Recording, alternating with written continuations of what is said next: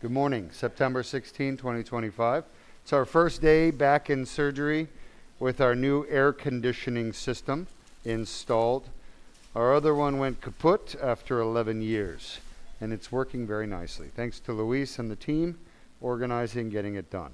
Our first patient is from Vero Beach area from Florida. He's had neck pain for 10 years.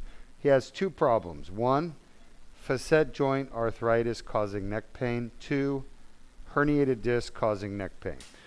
His primary problem is the disc, secondary pain is the facets. We're going to treat both today.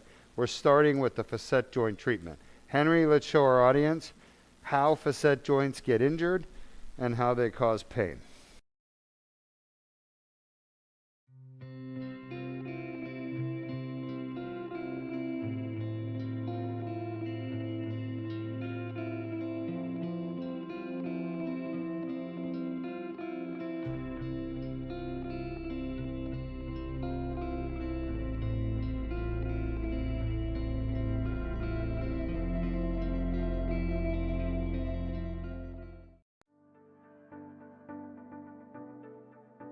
Facet joint injury is a common cause of chronic neck pain.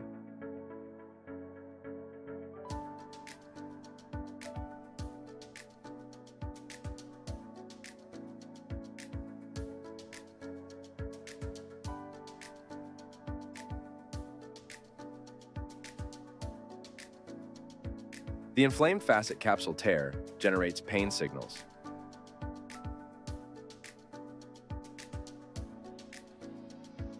The best treatment for facet joint pain is the Duke plasma rhizotomy.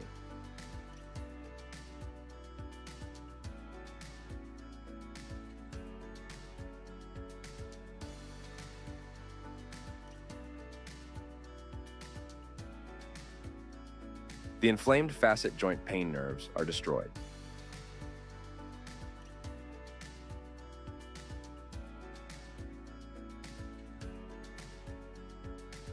The advantages with the Duke plasma rhizotomy is that it's an outpatient procedure that takes 30 minutes to complete, very minimal bleeding and pain after the surgery with immediate recovery and return to work the next day, as well as a 99% success rate and permanent pain relief with a single treatment. For more details, please visit our website at www.dukespine.com or call us at 1-800-FIX-MY-NECK 349-6963. Welcome back. You can see from our video that people injure their facet joints with trauma to their neck, such as a motor vehicle accident, slip and fall, car accident, as I mentioned, or even sports injury, shot like football, for example. In football, you can get your neck snapped back pretty hard. And then you can have injury to the joints called facet joints. If you get your neck snapped back pretty hard in a car accident or slip and fall or sports injury, what happens is you get a rip or tear in the capsule that is around the facet joint. And that tear in the fabric of your facet joint capsule then allows the joint to start wobbling around. And that wobbling or instability over time causes the joint to fall apart. When the joint starts falling apart and continues to tear the capsule over and over again, what happens is, well, pain develops. Pain exactly in those facet joints that are damaged.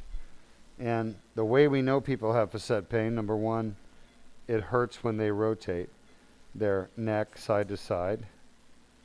So rotational pain is the giveaway, and it's always rotation to the side of the pain. So if the facet on the right side, C5-C6, is causing pain, then it will hurt to turn their head to the right side. How's blood pressure? 118/7. Let's keep it down. Do you mind? I'd like to have it around 110 or less systolic. All right, so you can see from our video how we treat this facet joint pain we go in and destroy the pain nerve to the joint. Go ahead. We've done the right side, now we're going to go to the left. Patient had pain on both sides. That's why we're treating both sides of the facets.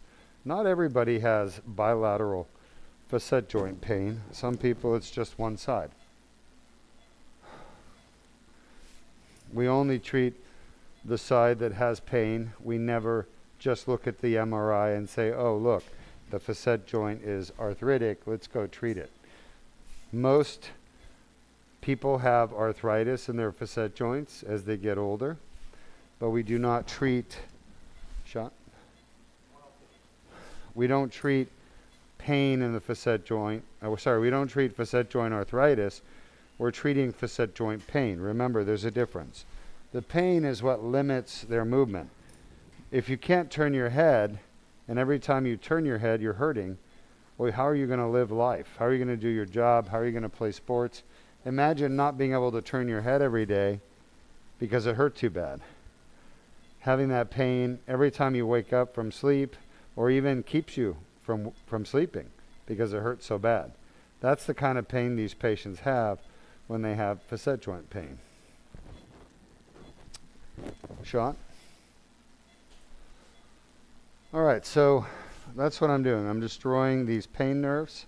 This is a procedure many of you probably have heard about called a RHIZOTOmy, except most doctors do what's called a radiofrequency ablation. Unfortunately, radiofrequency ablation doesn't work. It doesn't give you a lasting result of pain relief. It's temporary at best. 50% of patients that get radiofrequency ablation continue to have facet pain. The other 50%, the pain goes away, but it comes back. Or at least it improves, but then it comes back. So we decided we're going to figure out a way to get rid of this pain permanently. And the only way to do that is to sever the pain nerve in a way that it will never come back. Being a neurosurgeon, we're trained to basically handle nerve issues with peripheral nerves. That's our specialty. So destroying a pain nerve, not too difficult to do. Normally we're trying to protect nerves, but this is the kind of nerve you don't want to protect, you want to destroy. All right, we're done. Are there any questions? At this moment, no current questions. All right, we're going to end this live stream. We'll be back shortly with a Duke laser disc repair. This patient has 2 herniated discs that are symptomatic. We're going to go in and fix both. Thanks for joining us. And why don't we end with one of our patient testimonials? Copy that.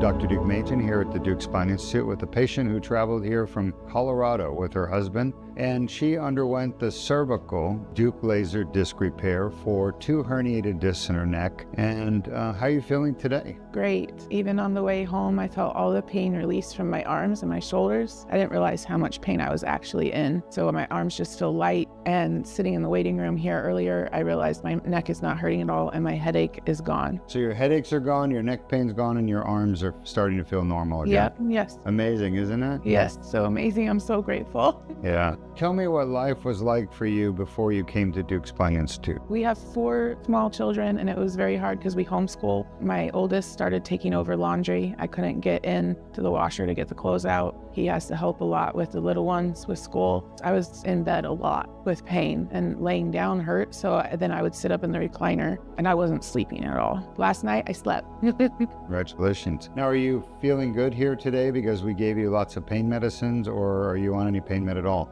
No, I didn't even take ibuprofen. I think in the IV there was Tylenol. I didn't even take the muscle relaxer, no pain meds. Yeah, the pain meds from surgery wore off yesterday. Yeah. And today your body has no pain meds and you have no pain. No pain. Congratulations. Thank you. Now, it must be hard with such a severe, debilitating neck and pain and headaches when you have kids because, you know, your whole life is all about having kids and bringing them up and engaging with them and being part of their life. And when you have pain like that, it takes your time away from your kids. It takes your quality of life away. So you had to do something about this.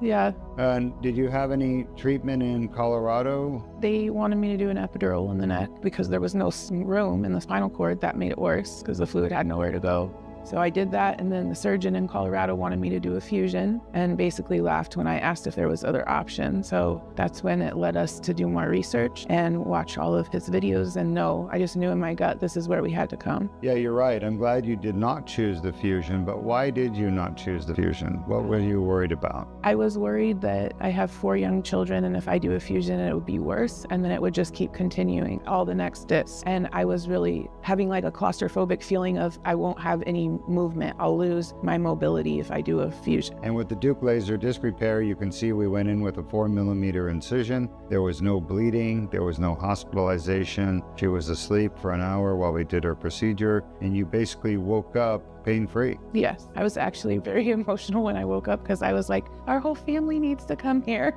All of our parents are in pain, so this is where you need to come. We'll take good care of them here. Well, share with the audience watching what life is going to be like for you now and anything you want to tell the audience. I feel like when you're in chronic pain for so long, you start to have anxiety, have maybe a little bit of depression, and all of that has completely lifted. And I think doctors will be like, oh, you're just depressed, take this medicine. But that's not what it is. It's the pain, the chronic pain. So I know that my quality of life will be much better now. My 2 boys play hockey, and there were so many times I couldn't sit in the stands. So it's really exciting. Congratulations. So, yeah. All right. Well, Thank enjoy your you. life with your family. Yes, thank All right. you. Let's get